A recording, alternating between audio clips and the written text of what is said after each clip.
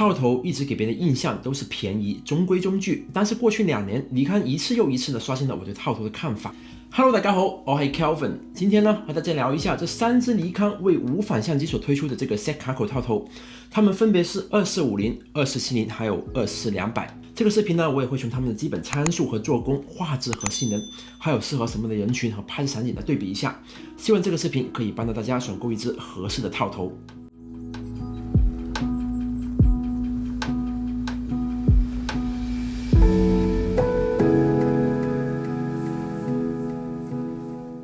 先从基本参数说起吧，覆盖焦段最小的是2450，体积最小；覆盖焦段最多的是24-200，体积最大。重量上面2450 195克，2470 500克，24-200 570克。拿在手里面的实际感觉呢，其实2470和24-200呢是非常接近的。3支镜头都是外变焦镜头，但是呢，24-200是唯一一支镜头在24毫米端可以直接使用的，也是唯一一支拥有这个 VR 反抖功能的。其余2支都需要拧一下才可以去到这个24毫米端进行使用。那其中呢，由于2470是这个 S 系列的这个镜头，所以呢多了一个 S 的标示，而且呢焦段数字呢也是刻印的。2450和24-200的数字呢都是直接印上去的，没有凹凸感。同样也是因为2470是这个 S 系列的这个镜头，所以呢它拥有手动和自动变焦拨片，其余2个呢都是没有的。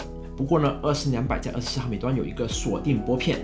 2470和24-200呢都是泰国制造的，2450由于是这个工程镜头，并没有印上这个产地，我估计呢也是泰国制造的。不过呢，无论是哪里制造，尼康的镜头呢品质一般都是非常有保证的。口径方面，这个2450为52，2470为72，24-200呢为67。认真对比一下这3支镜头的话，其实3镜头的这个外部材料看上去都是差不多的。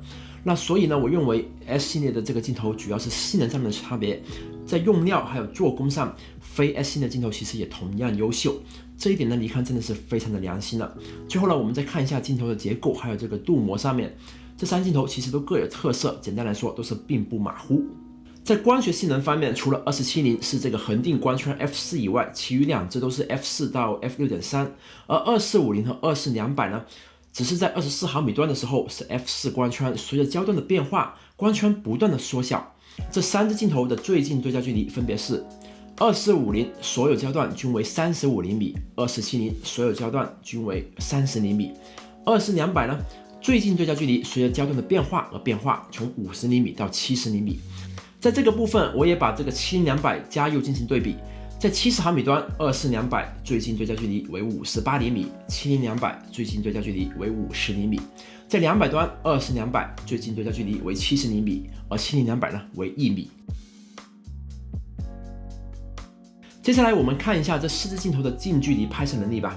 在最近的对焦距离下，如果想拍摄一些微距的画面的话，我个人觉得无论是2470的70端，或者是24-200的200端，都有差不多的表现。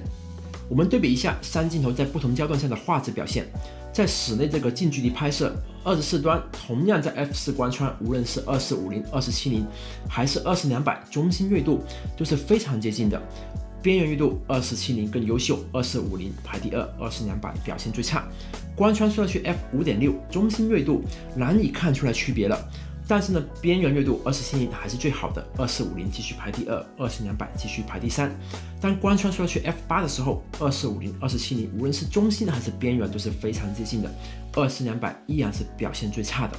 在24毫米端同样使用光圈 F4。在他们的这个最近对焦距离进行拍摄，大家可以看看他们的背景虚化效果还有光斑的区别。在35毫米端，2450最大光圈为 F5，2470继续保持 F4，24-200为 F4.8， 中心锐度依然区别不大。由于光圈相对缩小，所以边缘锐度呢，2450优于2470，24-200呢依然表现最差。但在这个5.6光圈下，无论是中心还是边缘锐度，2450和2470呢都难以看出来区别了。24-200中心锐度和其余2支呢都是非常接近的，但是呢边缘还是比较差。去到这个 F8 的时候，2450、2470无论是中心还是边缘都继续优秀的，24-200的边缘还是相对较差。但是呢，和其余2支镜头的差异呢也并不大了。在50毫米端，2450最大光圈为 F6.3，2470为 F4，24-200为 F5.6。这3支镜头呢，同样在最大光圈的情况下，无论是中心还是边缘锐度呢，都是非常接近的。随着光圈的缩小去 f8， 3镜头都难以看出来区别了。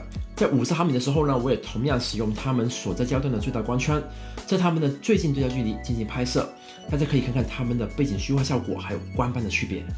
去到这个70毫米端，剩下2070还有20-200了。这个时候2070继续保持 f4，20-200为 f6， 两只镜头的中心和有边缘都是非常接近的。对比一下光斑，可以看出来明显的差异。当说了去 f8 的时候，无论是中心还是边缘锐度，20-200都会强一点点。不过真的是需要认真对比才可以看出区别了。接下来我们再看看200端。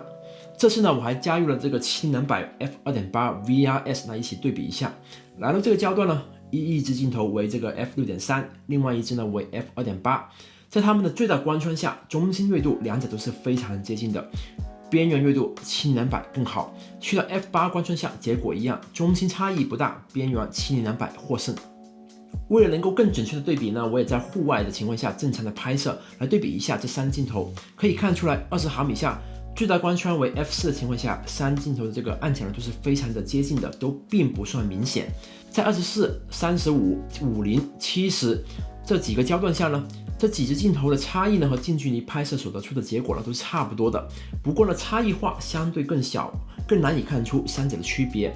我个人觉得，由于是我使用的是2450万像素的这个 Z6， 而并不是呢4575万像素的这个 Z7， 所以呢，在远距离拍摄的时候呢，它们的差异看上去呢就会相对来说小一点点。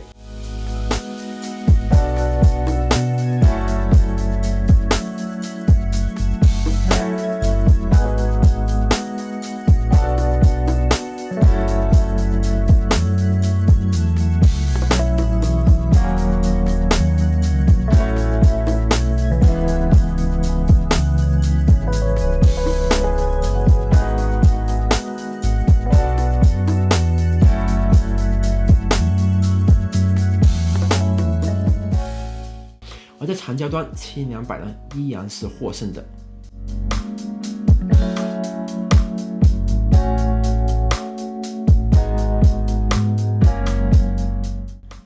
这200毫米其实 f2.8 光圈还有这个 f6.3 光圈的差异到底是如何呢？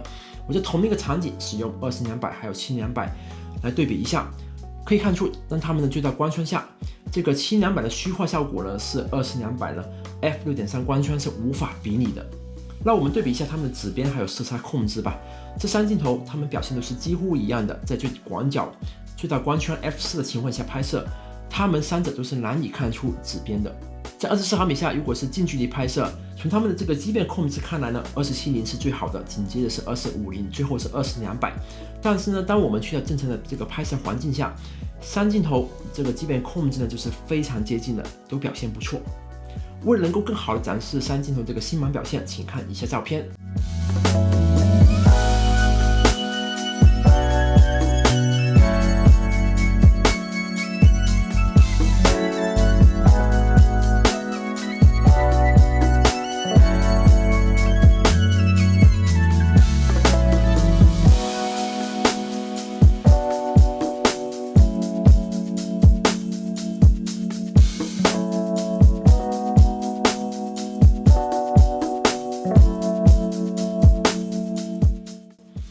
那由于呢，它们都是拥有7片的光圈叶片，所以呢，缩小光圈的情况下，都可以拍摄出14道的星芒。看炫光方面，通过画面可以看出2070相对更好，不过3者差异呢都并不算明显。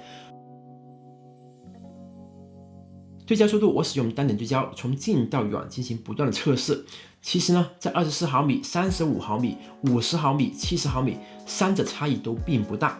在70毫米端和200端呢，哪怕和这个70-200 f2.8 VRS 那颗镜头来对比呢，它们的差异呢也并不算大。特别是在200端，两只镜头从远到近的时候都需要寻找一项目标，对焦都并不算利索。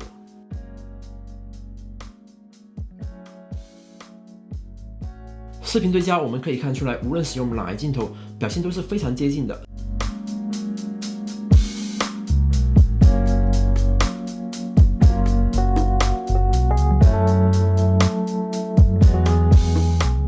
视频呼吸效应方面，3者呢都是非常接近的。如果认真对比的话，2450相对较弱。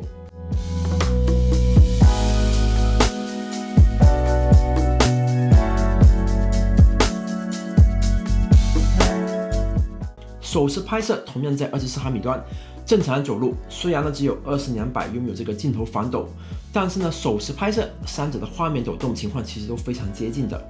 这3镜头都可以在自云的这个 VIEVU S 上面进行调频，但是呢，如果你使用如影 SC 的话，估计只有25:0可以完美调频了，27:0需要取下目镜还有遮光罩才可以完美使用，20-200我相信就无法调频了。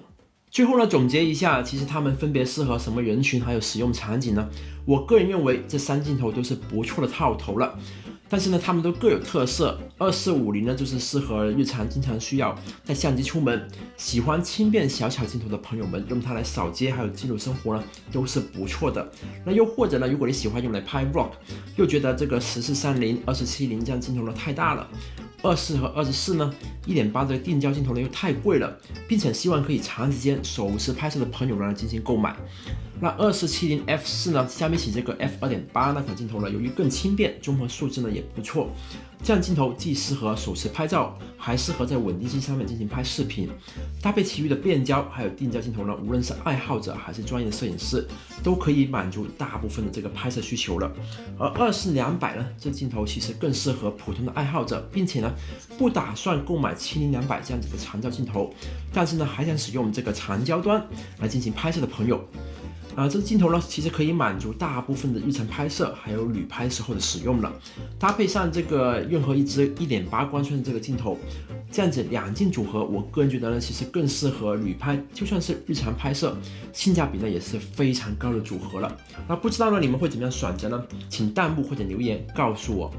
好了，以上就是本期视频的所有内容了。如果喜欢我这视频的话，请给我点赞、留言，还有分享出去，还有记住订阅我的频道哦。感谢大家收看，我们下期视频再见，拜拜。